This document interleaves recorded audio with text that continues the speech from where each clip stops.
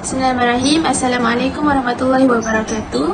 Nama saya Amirah Hani binti Mak Ramli dari kelas PISMP PI 2619. Jadi saya akan membentangkan inovasi saya berkenaan rukun wuduk yang bertajuk Lakar Wuduk.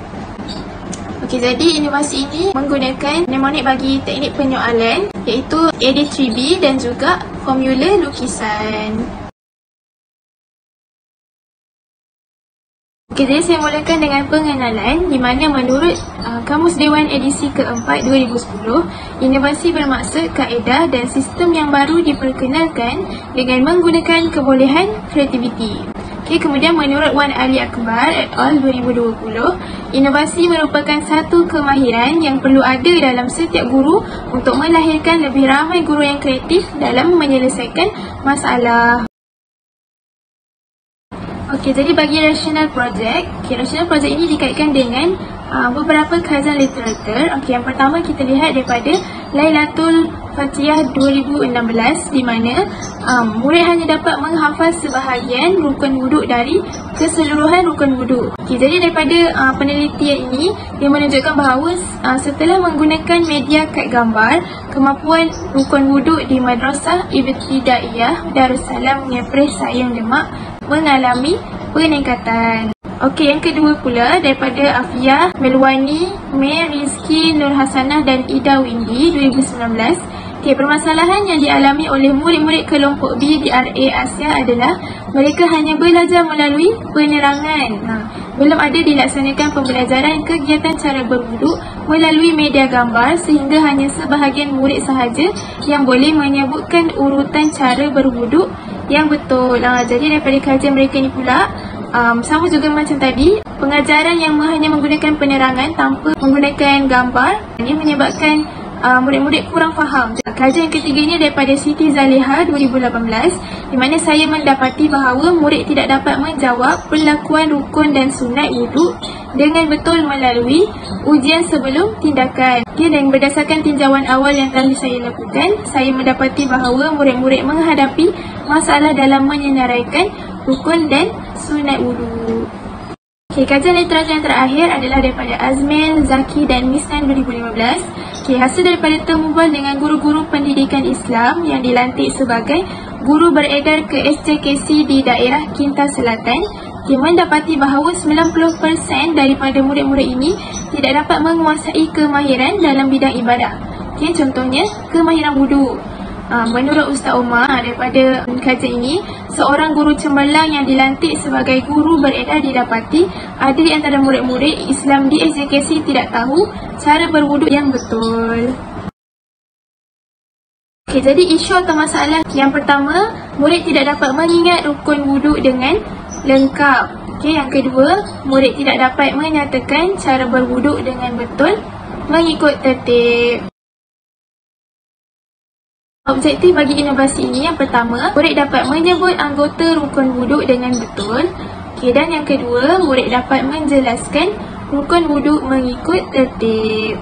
Bagi skop dan limitasi, inovasi ini difokuskan bagi bidang ibadah. Seperti mana kita tahu, rukun wuduk merupakan dalam tajuk ibadah. Kemudian dia juga dikhususkan kepada murid-murid tahun 1 kerana tajuk rukun wuduk merupakan standard kandungan dalam DSKP tahun 1.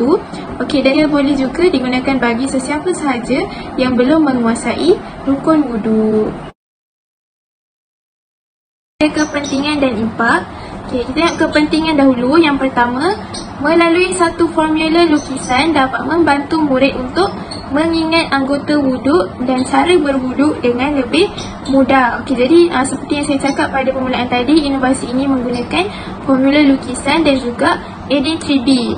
Jadi itu akan diterangkan selepas ini. Jadi kepentingan inovasi ini, dengan satu formula lukisan itu sahaja, murid-murid dapat mengingat anggota wuduk dan juga cara berwuduk. Kenapa anggota wuduk? Kerana kedudukan lukisan itu melambangkan anggota badan kita. Dan kemudian langkah untuk melukis formula lukisan itu juga melambangkan urutan anggota wuduk yang perlu dibasuh masa mengambil wuduk. Itu yang pertama. Yang kedua, teknik soalan AD3B dapat memastikan butiran berkenaan rukun wuduk tidak tercicir. Soalan AD3B. AD3B itu merangkumi apa, di mana, bagaimana, berapa dan bila. Jadi soalan-soalan itu dia akan memastikan setiap butiran berkenaan dengan rukun wuduk lengkap. Okey, yang ketiga, bantuan audio memudahkan murid-murid untuk faham input inovasi, terutama bagi yang tidak pandai membaca. Okey, kemudian yang keempat, urutan melukis formula lukisan selari dengan cara mengambil wuduk mengikut tertib. Ini seperti yang saya cakap tadi. Jadi formula lukisan tu, bila kita lukis, murid-murid dapat tahu urutan dia. Urutan lukisan tu sama dengan urutan cara berwuduk mengikut tertib. Kepentingan yang seterusnya, konsep permainan dan muzik dalam inovasi dapat menimbulkan keseronokan untuk belajar. Kemudian dapat menambah elemen kreativiti dalam proses PDP. Kenapa? Kerana murid-murid perlu melukiskan. Jadi itu pun merupakan salah satu elemen kreativiti. Seterusnya, proses PDP yang lebih menyeronokkan dan efektif. Dan yang terakhir, konsep ED3B boleh digunakan dalam ibadah lain seperti syarat sah solat Jumaat. Contohnya kan, apa solat Jumaat? Di mana solat Jumaat dilakukan? Di masjid. Bagaimana? Boleh cakap bagaimana tu secara berjemaah dan bila selepas 2 khutbah dan juga seterusnya lah. Bagi impak pula, inovasi ini memberi impak kepada murid-murid dan juga guru. Kita pergi kepada murid-murid dahulu. Yang pertama, murid dapat menghafal rukun wuduk dengan lengkap. Yang kedua, murid dapat membezakan anggota yang wajib dibasuh semasa berwuduk. Jadi bila murid-murid mengetahui anggota rukun wuduk, jadi mereka tahulah anggota badan itu wajib dibasuh semasa berwuduk. Yang ketiga, murid dapat menjelaskan cara berwuduk mengikut urutan tertib. Kemudian impak bagi guru pula, guru dapat menerangkan rukun wuduk kepada murid-murid dengan cara yang sistematik. Dan yang terakhir, guru dapat menggunakan inovasi ini dalam tajuk ibadah yang lain. Seterusnya kita pergi kepada anggaran kos.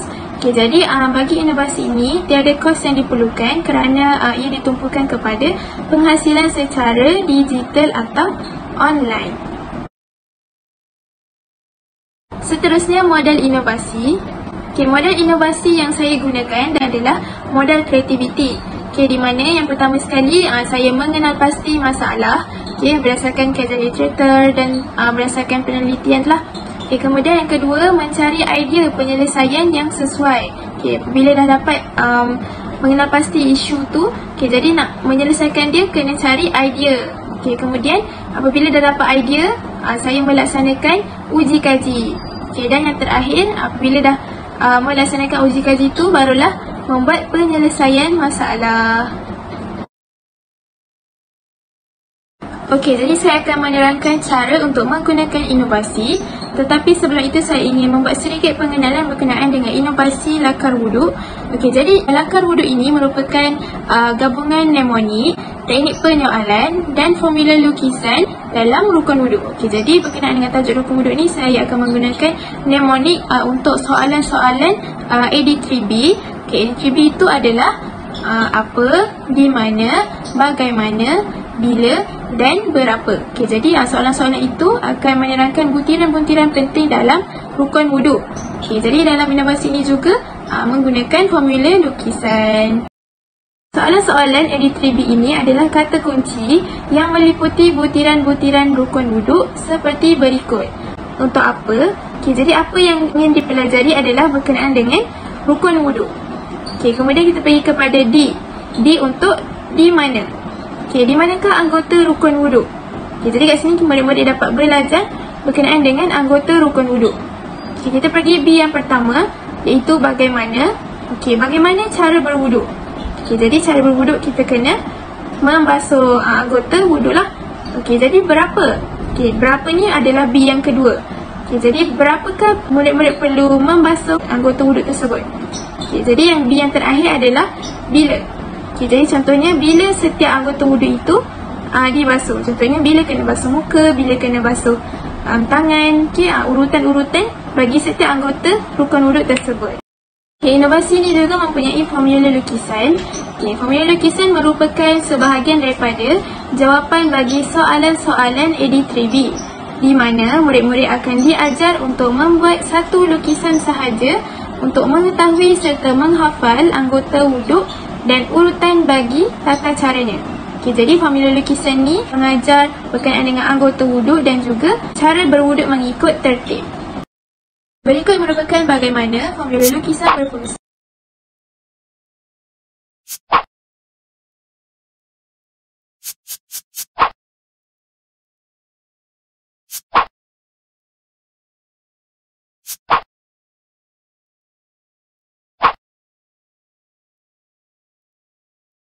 Jadi berikut merupakan capaian produk di mana produk inovasi ini boleh diakses melalui PowerPoint Show dan juga video YouTube atau QR Code. Jadi PowerPoint Show ni boleh diakses secara offline. Jadi murid-murid yang tak ada internet tu boleh belajar offline lah melalui PowerPoint Show ni. Yang kedua, bagi video YouTube atau QR Code, yang ini boleh dicari di ruangan search YouTube tajuk Rukun Wuduk tahun 1, iaitu Inovasi Lakar Wuduk. Dan boleh juga menggunakan QR Code daripada handphone. Jadi itu dua capaian produk. Boleh menggunakan offline ataupun online. Jadi saya akan menerangkan bagaimana untuk menggunakan Inovasi Lakar Wuduk melalui PowerPoint Show. Yang pertama, tekan pada lakar wuduk, iaitu tajuk inovasi tersebut. Bila telah ditekan, jadi karakter akan memperkenalkan penggambaraan yang akan diteroka bersama. Selepas itu, tekan karakter yang ditunjukkan. Kemudian karakter akan mula penggambaraan dari satu huruf ke satu huruf, iaitu AD3B itulah. Setiap soalan tu akan diteroka oleh karakter. Yang ketiga, tunggu setiap soalan, iaitu AD3B, dan butiran rukun wuduk dipaparkan sehingga anak panah berkelip. Apabila karakter pergi kepada satu huruf ke satu huruf, contohnya huruf A. Apabila huruf A, dia akan keluar satu table berkenaan dengan apa. Selepas semua butiran berkenaan apa tu dah habis, nanti akan ada satu anak panah di sebelah kanan akan berkelip. Apabila berkelip, barulah pengguna perlu tekan anak panah tersebut untuk pergi ke huruf seterusnya.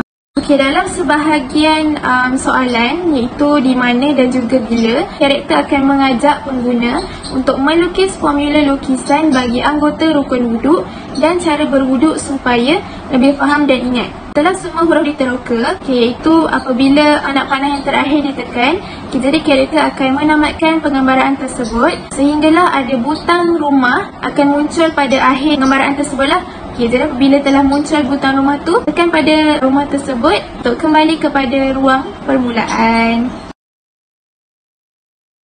Kita pergi kepada pembuktian pencapaian inovasi. Berikut merupakan prestasi murid dalam ujian rukun wuduk, di mana jika kita tengok rajah yang pertama, sebelum inovasi dijalankan, hanya 21% sahaja murid yang dapat menjawab rukun wuduk dengan betul. Ini berdasarkan ujian yang telah dijalankan kepada mereka lah. Kemudian selepas inovasi ini dijalankan, prestasi murid meningkat pada 86%, di mana 86% ini murid dapat menjawab rukun wuduk dengan betul. Dari situ kita nampak peningkatan dia daripada 21% kepada 86% murid dapat menguasai rukun wuduk lah. Ini menunjukkan inovasi ini berkesan. Kesimpulannya, inovasi ini diharapkan dapat membantu murid-murid tahun 1 dan golongan yang kurang menguasai rukun wuduk untuk memahami dan mengingat rukun wuduk dengan betul dan lengkap supaya dapat diamalkan dalam kehidupan seharian. Dengan gabungan mnemonik AD3B bagi teknik penyoalan yang digunakan serta formula lukisan bagi anggota wuduk dan cara berwuduk, ia sedikit sebanyak menjadikan proses PDP lebih efektif, aktif dan menarik perhatian. Inovasi ini juga dicipta secara digital bagi memudahkan murid-murid untuk mengakses di mana sahaja mereka berada.